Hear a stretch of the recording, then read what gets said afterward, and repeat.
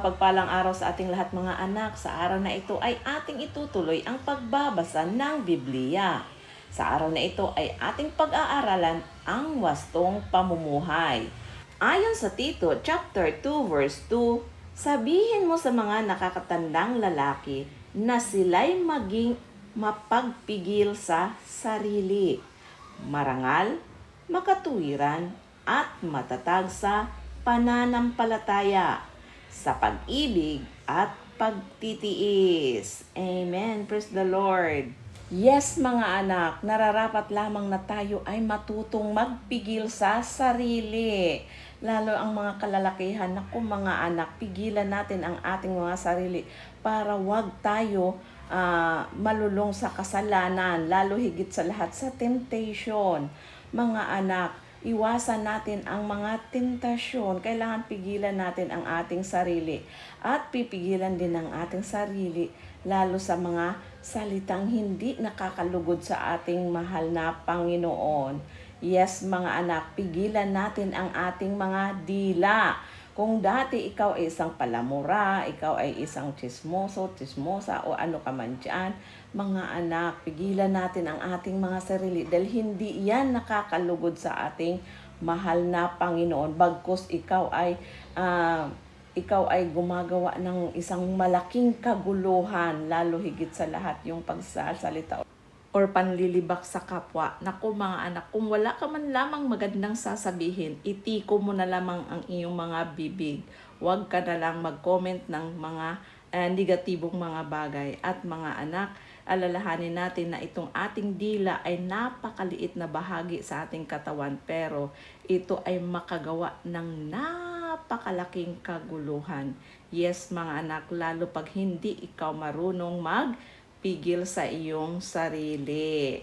Amen po. At dapat tayo daw ay mamuhay ng marangal. Kasi ayon sa Tito chapter 3 verse 2, sabihan mo silang huwag magsalita ng masama laban kanino man. Umiwas sa pakikipag-away at maging mahinahon at magalang sa lahat ng tao. Yes mga anak, kailangan tayong maging magalang sa bawat isa at iwasan talaga natin mga anak ang pakikipagtalo or pakikipag-away. Opo mga anak. At dapat daw tayo ay maging makatuwiran at matatag sa pananampalataya. Yes mga anak, dapat tayo ay maging matatag sa pananampalataya. Dahil bakit? Kung mataas ang ating pananampalataya mga anak, ay marami itong magagawang magagandang bagay sa ating buhay.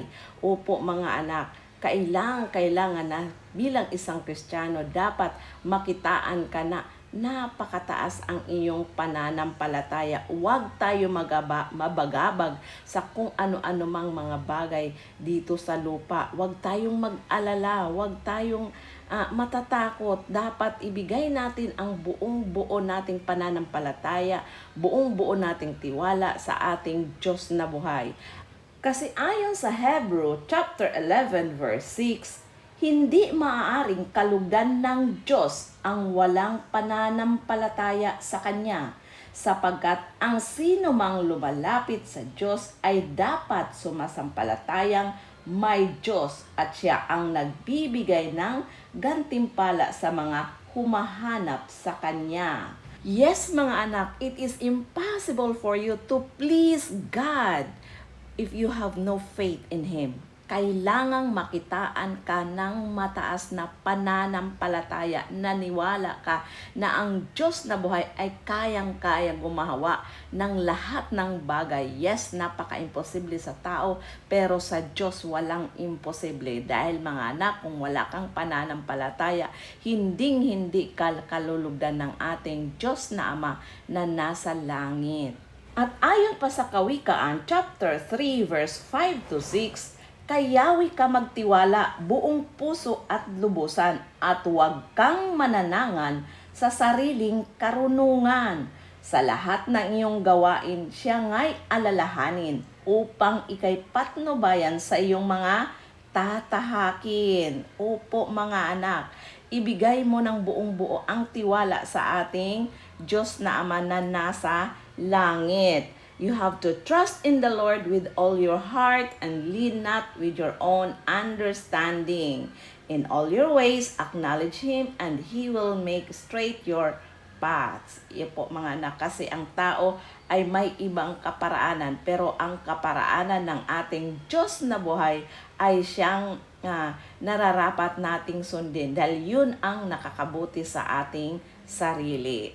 At ang isa pang katangian ng wastong pamumuhay ay ang pag-ibig. Alalahanin natin mga anak na ang pag-ibig ay ating unang-unang ibigay sa ating mahal na Panginoon na nasa langit. Yan ang turo ng ating mahal na Panginoon, ay ang ibigin natin ang Diyos ng higit sa lahat. Yan ay ayon sa Mateo chapter 22 verse 37 to 38. Sumagot si Jesus, ibigin mo ang Panginoon mong Diyos ng buong puso mo, buong kaluluwa mo, at buong pag-iisip mo. Ito ang pinakamahalagang utos. Yes mga anak, yan ang pinakamahalagang utos, ay ang ibigin natin ang ating Diyos na buhay ng higit sa lahat. Yes, yan ang una sa lahat mga anak. Kasi mga anak, kung meron kang ibang minamahal na mas higit pa sa ating Diyos na buhay, naku mga anak, isang araw ay mawawala yan sa iyo dahil ang ating mahal na Panginoon ay siluso. Ayaw ng ating mahal na Panginoon na meron ka pang mas higit na minamahal kaysa Kanya. At ang pangalawa, ayon sa Mateo chapter 22 verse 39, ito naman ang pangalawa, ibigin mo ang iyong kapwa gaya ng pag-ibig mo sa iyong sarili. Opo mga anak, dapat ibigin natin ang ating kapwa na gaya sa ating sarili. Dahil bakit? Kung mahal natin ang ating sarili, ayaw natin itong saktan. Ayaw natin na tayo ay aapakan. Ayaw natin na tayo ay lilibakin. Ayaw na tayo ay kukutsain. Amen po ba?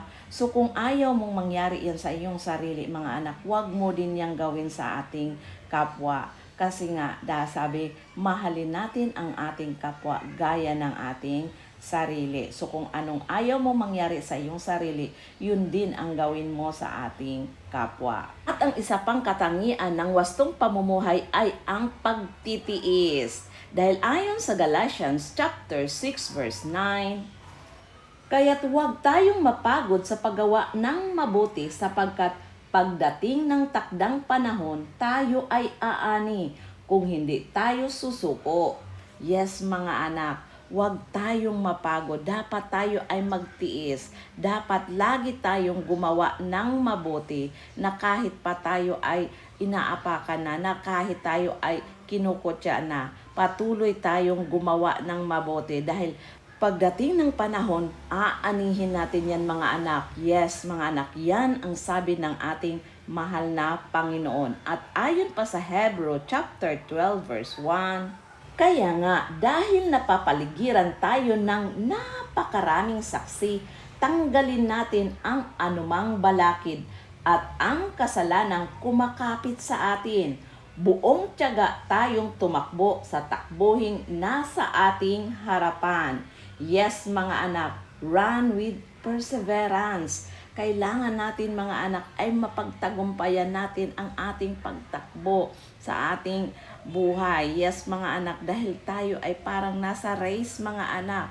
Upang makamtan natin ang tagumpay, kailangan tayo ay tumakbo ng may pagtitiis. Opo mga anak. At ayon pa sa Philippians chapter 4 verse 13, ang lahat ng ito'y magagawa ko dahil sa lakas na loob sa akin ni Kristo. Yes mga anak, magagawa natin ito na kasama ng ating mahal na Panginoon. Magtitiis lang tayo at magtiyaga at mamuhay na nararapat o naaayon sa kalooban ng ating Diyos na buhay. Hinding-hindi tayo nag-iisa mga anak. Meron tayong kasama.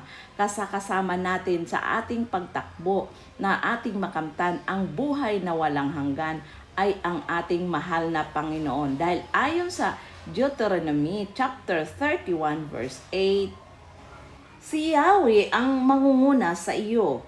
Sasamahan ka niya. Hindi ka niya bibiguin o pabayaan man. Kaya't huwag kang matakot ni panghinaan ng loob. O di ba mga anak, sasamahan tayo ng ating Diyos na buhay. Siya ang lagi nating kasama. Hindi niya tayo pababayaan basta andun ang ating pagtitiis, pagtatyaga at ang ating pananampalataya ay nandoon. Nananampalataya tayo na ang ating Diyos na buhay ay tutulungan tayo upang makamtan natin ang tagumpay at ating makamtan ang buhay na walang hanggan. Yes, mga anak. At ayon pa sa 2 Corinthians chapter 4 verse 16 to 18, kaya't hindi kami nasisiraan ng loob kahit na humihina ang aming katawang lupa. Patuloy namang pinalakas ang aming espiritu araw-araw. Ang bahagya at panandali ang kapighati ang dinaranas namin ngayon ay magbubunga ng kagalakang walang hanggan at walang katulad. Kaya't ang paningin namin ay nakatuon sa mga bagay na di nakikita at hindi sa mga bagay na nakikita, sapagkat panandalian lamang ang mga bagay na nakikita, ngunit walang hanggan ang mga bagay na di nakikita. Amen. Praise the Lord. Opo mga anak, mabilis mapagal or mabilis mapapagod ang ating mga katawang lupa. Pero mga anak, pag tayo ay may pananampalataya, nako, lagi kang bigyan ng iba yung kalakasan, lalo na sa ating spiritual na aspeto sa ating buhay.